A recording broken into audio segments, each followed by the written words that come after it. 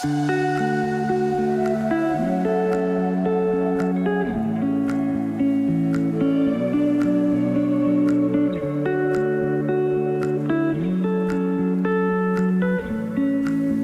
¿qué tal? Bienvenidos y bienvenidas a Habla Psicoanálisis, un espacio para conversar sobre psicoanálisis con palabras sencillas. Hoy tenemos el gusto de compartir esta charla con la psicóloga y psicoanalista Judith Reutenberg, a quien quiero dar la bienvenida y haberle aceptado la invitación. Judith, ¿cómo estás? Muy bien, muchas gracias, Diego. Gracias por esta invitación. Buenísimo. Judith, el tema que te he convocado para que podamos conversar el día de hoy es un tema muy interesante y sobre todo muy estructural para el psicoanálisis, que es el vínculo madre-bebé, aportes psicoanalíticos. Y la primera pregunta que te quiero hacer es, para ti, ¿por qué el psicoanálisis apuesta tanto por el cuidado del vínculo madre-bebé? Bueno, en realidad el psicoanálisis está sobre todo en esta etapa, ¿no es cierto? Porque Freud comenzaba todo el desarrollo de la infancia a partir más de los 3 años del complejo de Edipo, ¿no es cierto?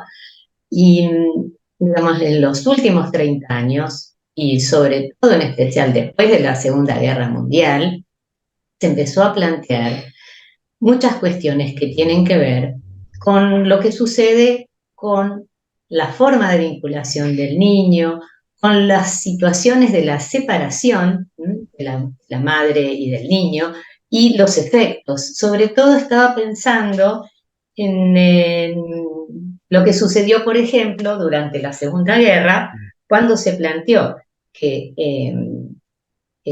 en las familias en Londres tenían una dificultad que era que había bombardeos y entonces Anna Freud y Dorothy Burlingham habían creado unas nurseries, cuidados en el campo, para poder alojar a los niños y cuyas familias deseaban protegerlos de los ataques de las bombas.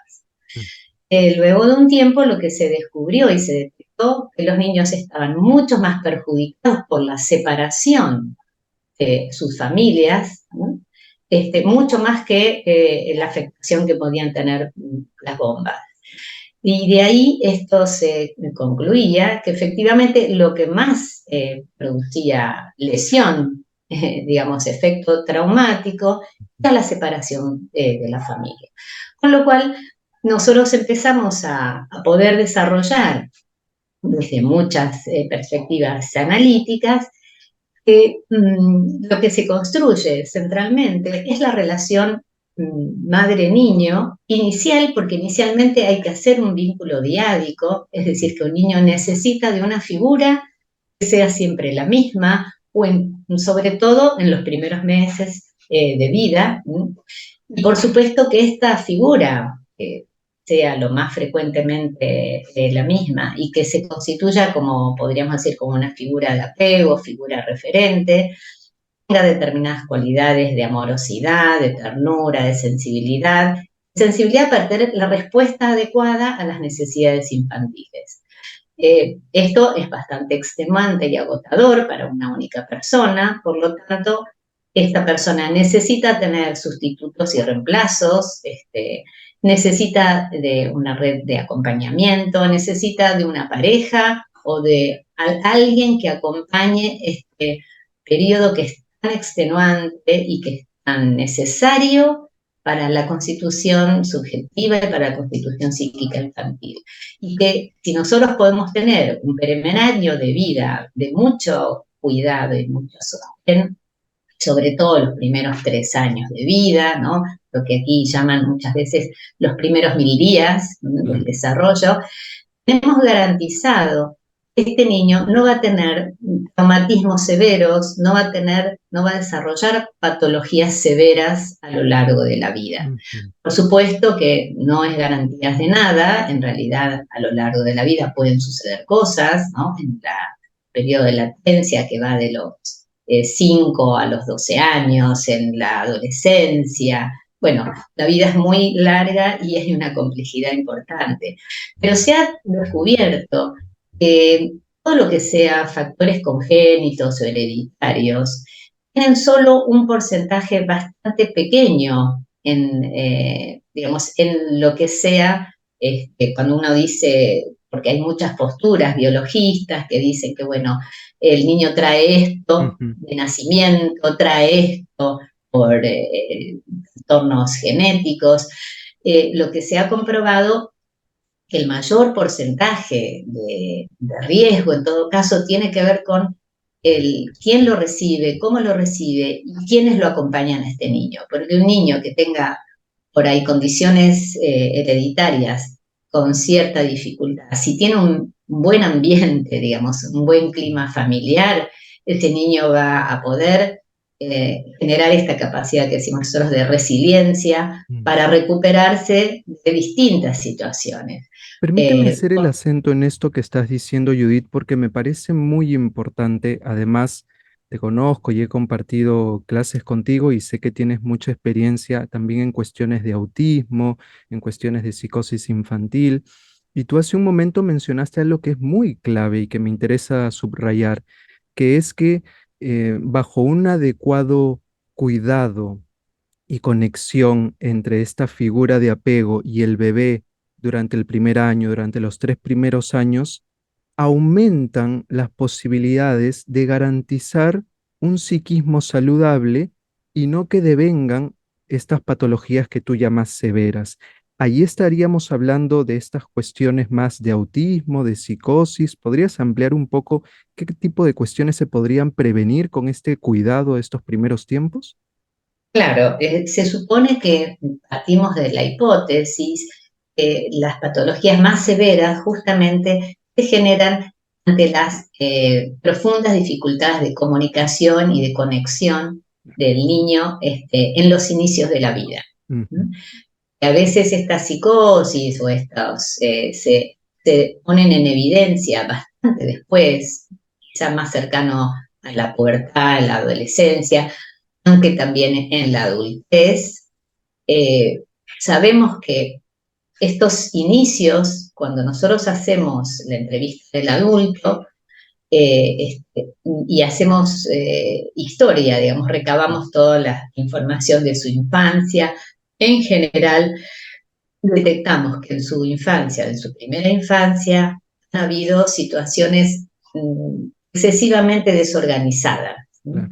Ha habido un ambiente bastante, o han habido ambientes de malos tratos, de situaciones incestuosas, pero no como episodios aislados. No hablamos de las situaciones aisladas, estamos hablando de que ha persistido una forma de Mm. relación alterada que no ha permitido la adaptación al niño, sino que el niño tuvo que adaptarse a un medio muy conflictivo, muy desorganizado, que no le permitió a él armar un ritmo, una cotidianidad, esto que a veces decimos la monotonía del inicio del desarrollo, que tiene que ver con organizar la vida cotidiana, organizar los ritmos, ayudarlo a conciliar el sueño, ayudarlo. En realidad los niños eh, necesitan dormir y se duermen solos, no es que hay que eh, solamente, pero sí hay que regularles los estados emocionales, porque los niños no vienen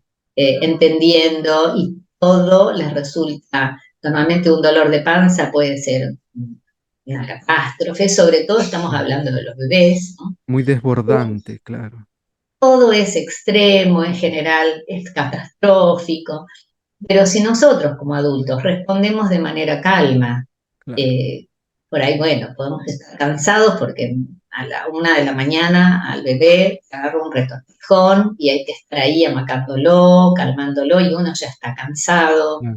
y tuvo problemas en el día, en el trabajo y de pronto esto se agrega a una situación, bueno, que demanda que uno posponga y postergue sus necesidades en pos de las necesidades infantiles.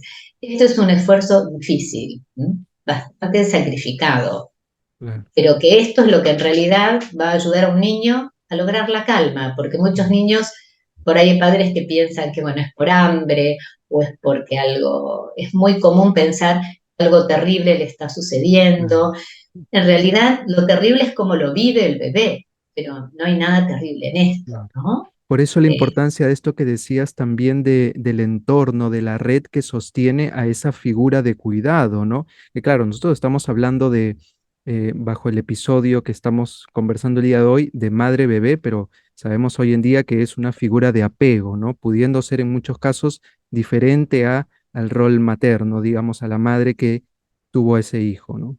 Tiene que ser un rol maternante, en todo caso, o paternante, pero por supuesto que esto lo puede ser, digamos, un padre adoptivo, una figura de guarda, digamos, en parejas homosexuales, en parejas heterosexuales, inclusive hay con las nuevas tecnologías también están las madres que consiguen donaciones, ¿no es cierto?, de esperma y tienen y generan su propio hijo, ¿no?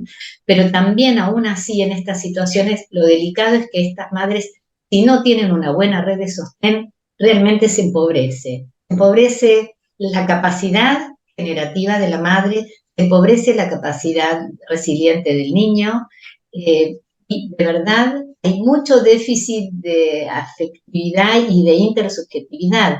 Digamos, cuando se define esto de esta manera, lo fundamental es que la madre pueda crear una red de pares, una red de amigas, una red de familia, Claro. una red social a la que acuda, ¿no? Institucional, como quieramos llamarlo, pero la idea es que, porque la idea es que entender y transmitir que los niños se desarrollan vínculos, y que no hay un solo vínculo que lo complete ni que le dé todas las alternativas, porque con determinadas personas arma un vínculo, con determinadas otras arma otros vínculos. Y esto es lo que enriquece la vida emocional de un niño. Importante. Entonces, hablamos de una cuestión diádica, pero después esto se tiene que replicar en distintas diadas.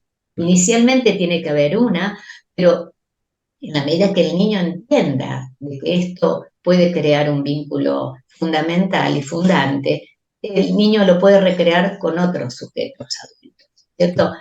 Va a ser con una cuidador o cuidadora, va a ser en una guardería, en un jardín, Eso, el más niño adelante en la escuela, claro que en la sí. Son como las escuela, bases, ¿no? De en lo las que viene relaciones más de adelante. amistad, en las relaciones sí, de pares, ¿no? Ujú. Y esto le va a dar otra perspectiva, ¿no?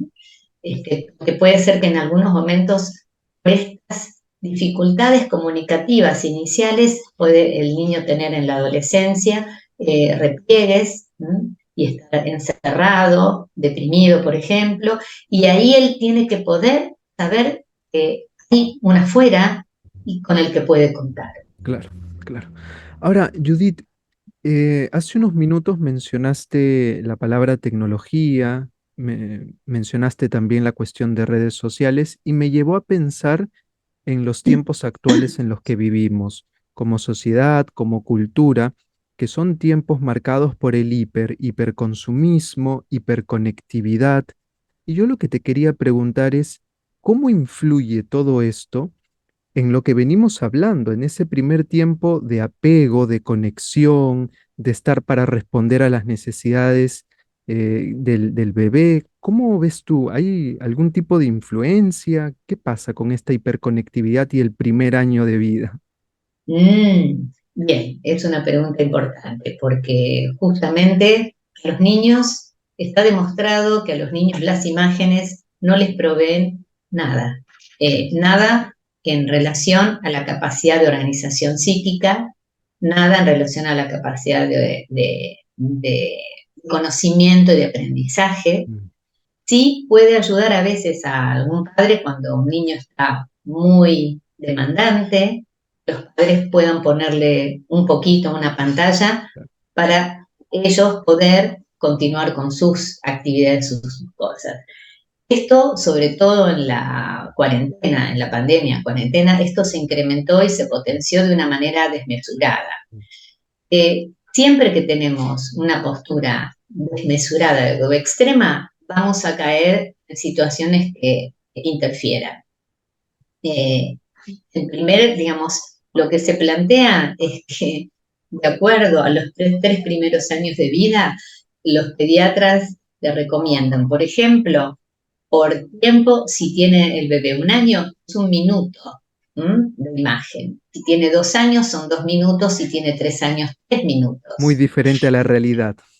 Es muy diferente a la realidad, pero esto lo recomendable es que el niño pueda interactuar con sujetos en experiencias vivas, en donde lo importante para los niños en los 3 primeros años de vida, y te diría que a lo largo de la infancia, los 5 o 6 años, después también, vamos a hacer hincapié en esto ahora, pero después también, lo importante es todo lo que tenga que ver con lo perceptual. Es decir, lo perceptual no es solo la vista no es donde el niño se enriquece más. Lo perceptual tiene que pasar por el gusto, por el tacto, por el oído, y por el intercambio con otro humano. Claro.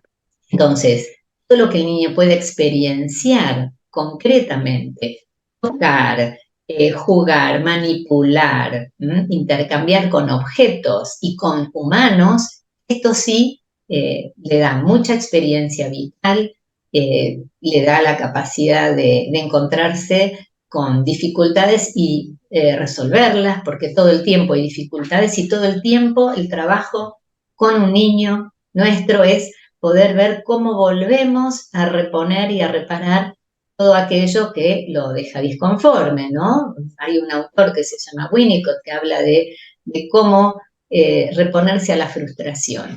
Pero el frustrarse es parte necesaria del desarrollo, porque ahí es donde él empieza a conocer qué pasa afuera de sí, qué pasa en la realidad, ¿no? Digamos, si nosotros queremos usar esto como una pelota para rodar, no va a ser posible, vamos a tener que conocer las características del objeto para poder darle un uso. Bueno, todo esto va a ser a través de la exploración concreta. Hubo un estudio hace poco que se dio en Suecia, que me llegó en un videíto, en donde decían que hace unos años, con la tecnología, Suecia cambió, retiró los libros, todo, pasó todo a digitalizar todo, a las clases digitalizadas, al material digitalizado, el estudio en niños de primaria. Y ellos mismos descubrieron, después de un tiempo, que los niños no aprendían, Ah, no podían conocer, no evolucionaban intelectualmente. Entonces decidieron sacar todo y mm, volver a los libros, volver a las clases presenciales, volver al encuentro con los niños, con sus pares y con los profesores. Y el cambio en el aprendizaje intelectual fue sideral comparado con la tecnología. O sea que la tecnología nos sirve mucho a los adultos, nos sirve la posibilidad de tener una entrevista aquí ahora contigo, eh, nos sirve a la gente joven a continuar las universidades o los posgrados a distancia, pero en el desarrollo infantil lo central es la experiencia con el otro, ujú. tanto con los pares como con los profesores, y la experiencia con los libros, ver las imágenes, ver si en todo caso vamos a mostrar, porque queremos utilizar en un idioma nuevo y queremos enseñar, mostrar 3, 4, 5 minutos de un video, podemos hacerlo, pero después hay que hablar con el Por maestro, hay que supuesto. hablar con los niños, hay que poder hablar sobre esto en un encuentro persona a persona y no a través de la tecnología. O sea que la tecnología tiene que tener un uso operativo en función del momento de desarrollo vital de un Eso, sujeto. eso. E ir presentándose de manera acotada, poco a poco, porque si no, esto que mencionabas antes de lo desmesurado termina siendo em, Detiene el demasiado. desarrollo, nada más y nada menos. Y nosotros queremos, como algunos padres me dicen, bueno, yo les pongo el video para que se duerman. No, no, le digo, vamos a cantarle. No, me dicen, pero yo no afino bien. No tiene No pasa importancia, por no se ahí. trata de la afinación. Se trata de que sea la voz humana, la voz de la mamá, de la abuela, de la tía, del primo, de quien esté a cargo en ese momento de llevarlo a dormir, si quiere, porque hay, digamos, hay gente que crea hábitos, pero a medida que los niños crecen se van a dormir. Dicen, bueno, hora de dormir, se Claro. bañaron, cenaron, se lavaron y se fueron a dormir y no hace falta un ritual. Pero si nosotros queremos generar un ritual de algunas noches en la semana, que sea el día viernes, porque el sábado por ahí no tiene que levantarse tan temprano el papá, la mamá o el cuidador, bueno, que sea un encuentro, ¿no? Que uno inclusive le pueda susurrar una nana, ¿no? Hace Claro. para ayudarlo y para acompañarlo y para que el niño se vaya despidiendo y entrando en ese sueño más profundo y relajándose porque hay un otro que está cerquita. Eso. Qué importante lo que estás diciendo, Judith, porque estamos hablando de cómo en este encuentro con esta figura de apego, con esta madre, con este cuidador, con este entorno, lo que estamos haciendo es promover el desarrollo psíquico, promover el desarrollo mental y también, como lo ha evidenciado la ciencia, promover el desarrollo cerebral. Es Bien, muy importante esto que estás así es. diciendo. No solamente pasa por una experiencia afectiva, sí, pero además tiene un efecto sobre el organismo, sobre la vida psíquica. Así es, tal cual lo que decís, Diego, porque también está demostrado que buen trato, los buenos tratos, los tratos afectivos, la respuesta emocional cálida, sensible, frente a una situación de desborde de un niño, inclusive un niño que puede estar muy agresivo, si uno lo contiene físicamente, lo abraza, no solo el niño se calma, sino empieza a marcarse en surcos en Claro. su cerebro y empiezan a generarse nuevas conexiones neuronales a partir del cuidado afectivo. O sea que el cuidado afectivo también nos va a garantizar las capacidades intelectuales de un niño. Perfecto. Ahora, me quedaba pensando en estos primeros tiempos de los que venimos hablando, que podemos ubicarlos entre el primer año, segundo año, tercer año, y pensaba en aquellos padres o en aquellas madres que empiezan a ubicar en sus hijos algo que les llama la atención. Dicen, me gustaría consultarlo con un profesional, además del pediatra, y yo te quería preguntar, si papá o mamá o cuidador empieza a ubicar algunas cuestiones en el comportamiento, en el modo de relacionarse de su bebé, de su hijo, y les llama la atención, ¿se puede pensar un tratamiento psicoanalítico que involucre esta diada a madre-bebé? ¿Cómo lo ves tú? Sí, por supuesto, lo que primero, antes de cualquier tratamiento, se toma una consulta, ¿no es cierto? Y en la consulta se va comenzando a conversar acerca de la historia de ese niño Mm, y de cómo llega a ese momento, sí, aunque tenga el niño un año. ¿M? claro. Yo tengo muchas consultas de padres de niños muy pequeños, justamente porque yo soy, digamos, especialista en trastornos del desarrollo. Ujú, Eh, y, y por supuesto que se lleva a cabo una intervención cuando es necesaria, cuanto más pequeños son los niños, más breve es el abordaje, claro. porque los cambios pueden ser muy notables trabajando con los padres y con ese niño, quizá 3, 4 meses, 5 meses. Así es el abordaje psicoanalítico con una díada de padre, madre o niño, o con una tríada, a veces hago la entrevista familiar o con algún hermanito más si Mm, están. Tengo algunas consultas que las resolvemos en un solo encuentro, claro. porque son padres que están muy asustados, Eso. me vienen con su criatura, me la presentan, y, y de pronto los conozco, los veo y evalúo que el niño en principio no muestra ningún comportamiento que esté por fuera de su rango de edad Mm. y que en Eso los todo debe caso calmar mucho a los tienen padres. más que ver con miedos de los padres, Mm, ansiedades de los padres, como en un caso que recuerdo que me decía la madre que tenía una niña de 12 años y un niño con una pareja nueva de un año. Y vino con la niña de 12, con su pareja y con el niño de un año.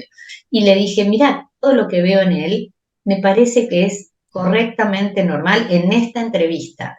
Y si ustedes notan algo fuera de esto y esto es lo esperable para este momento vital, porque el niño corría por todos lados, claro. tocaba los enchufes, en el término de 15 minutos estábamos todos extenuados y entonces cuando la madre me dice, ¿qué le pasa? Le dije, y le pasa que está en un lugar que no conoce, Claro, eh, a mí no me conoce, pero es muy inquieto, es muy vital, es un varoncito muy ávido.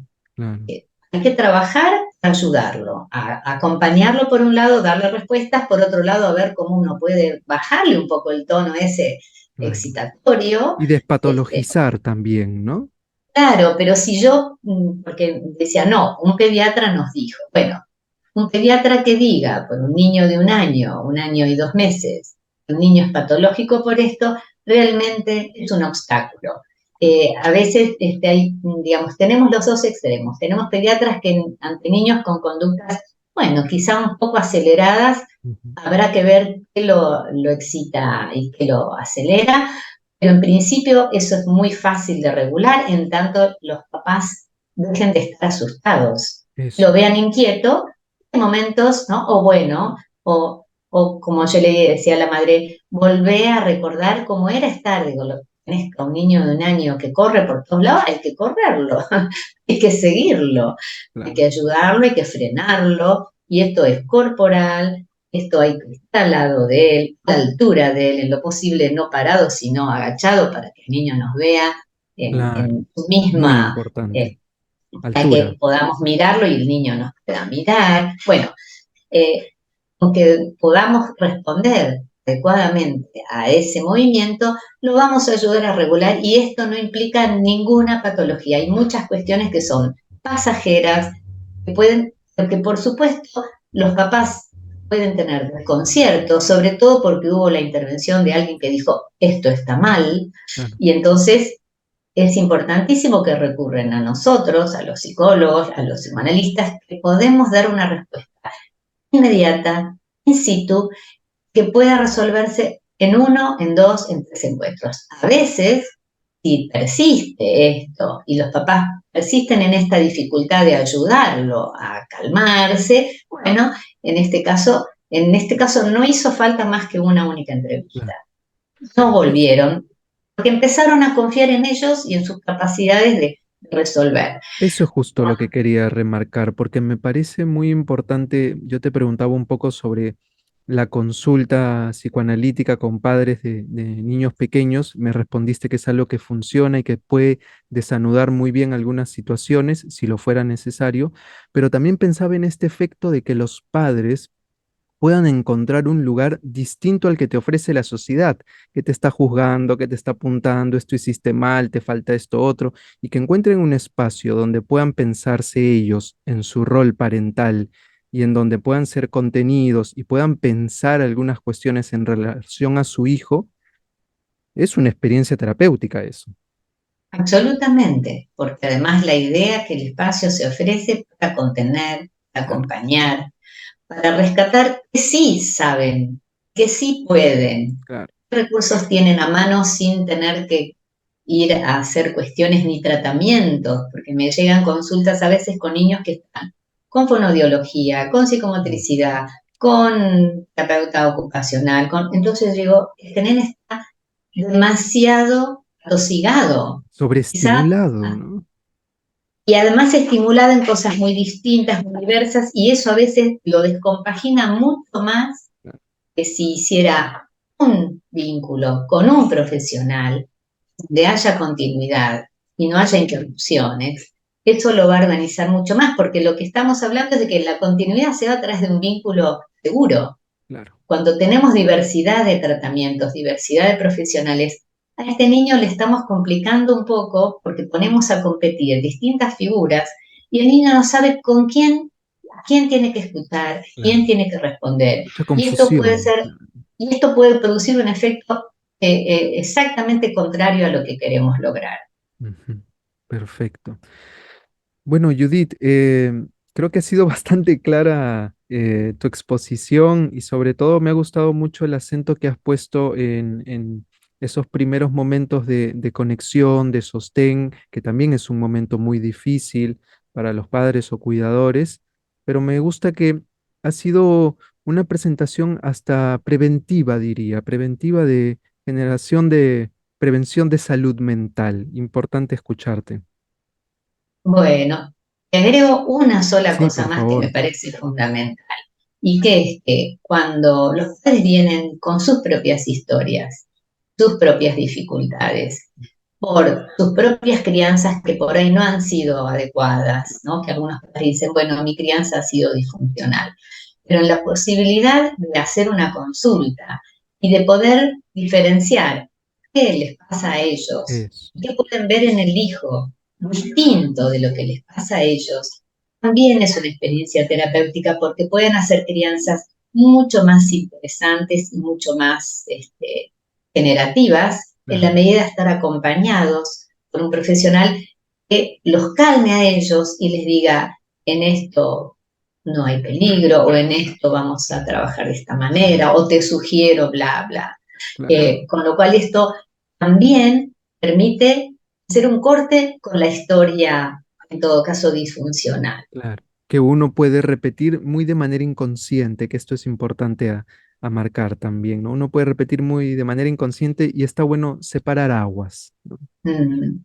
Sí, porque a veces uno ve en el hijo algo y cuando uno empieza a hablar con ese papá, con esa mamá, dice, bueno, lo que pasa es que con mi padre o con mi Mm, madre, ¿no? Y ahí empiezan sí, a superponerse distintos planos claro, que se pueden trabajar, que eso permite que se disuelvan conflictos que a veces se pueden complicar mucho más en la medida que no haya reconsulta y que esto se continúe en el tiempo, y cuanto más tiempo dejamos pasar, más se instala así un trastorno disfuncional, ¿no? Para el niño, para la familia. claro. La importancia de consultar también a tiempo, ¿no? Esto que marcabas de devolverle a los papás sus herramientas, que sin duda muchos tienen muchas herramientas y una vez que ubican algo, como hablábamos hace unos minutos, bueno, si ubicaste algo, algo te llamó la atención, haz la consulta y se pueden seguramente resolver y desanudar muchas cosas cuando son trabajadas a tiempo, ¿no? Y no hace falta recurrir especialmente al neurólogo Claro, o a la cuestión médica, y mucho menos medicar. Para eso siempre hay tiempo y el psicólogo puede hacer ese despistaje. Nosotros, por lo menos en psicoanálisis, yo puedo decirle, a mí me gustaría que con este niño hagamos una consulta con neurólogo. claro. Digamos, nosotros no vamos a dejar pasar alguna cuestión que notemos que pueda tener una influencia de tipo orgánica, fisiológica. Claro. Siempre no vamos a pasar por encima de la naturaleza biológica, de ninguna manera. Ujú, Pero a veces la biología o la información médica nos complica porque por ahí viene con alguna medicación a una edad temprana. No siempre es recomendable, no siempre es sugerible, pero se suele tender mucho más a eso, también por temores, por cuestiones de índole económica, ¿cierto? A veces es más barato, entre comillas, tomar un medicamento que hacer una consulta, pero la verdad que la calidad de lo que va a venir después va a ser muy diferente. exacto. No va a salir gratuita, por más de que sea. De ninguna Ujú. manera, que la medicación no modifica nada y en la consulta terapéutica puede traer modificaciones muy beneficiosas. Totalmente de acuerdo. Judith, te agradezco muchísimo haber participado de esta charla y bueno, quizá más adelante podamos tener otra oportunidad, a lo mejor podemos conversar sobre estos otros campos los que tienes bastante experiencia, como el autismo, la psicosis infantil, que me parece que sería un tema interesante abordar en otro episodio. Bueno, y en mis cursos yo estoy dando justamente ahora sobre el niño y su cuerpo, voy a dar próximamente, porque también tengo mucho recorrido en experiencias con trastornos psicosomáticos Mm, infantiles. Y otro curso que está rodando también es el de funciones parentales, ¿no? ujú. En contemporánea. Después voy a poner donde a los participantes, a los seguidores del canal que quieran poder conocer más sobre tus cursos, que puedan ubicar tu página web en donde tienes Con toda esta todo gusto. información y si quieres la puedes decir ahora también para que la vayan teniendo en mente. Sí, la web es www.psicologiacursos.com. Perfecto. Bueno, Judith, un gran gusto verte y un gran gusto conversar sobre este tema tan interesante y apasionante. Un saludo grande. Igualmente, Diego.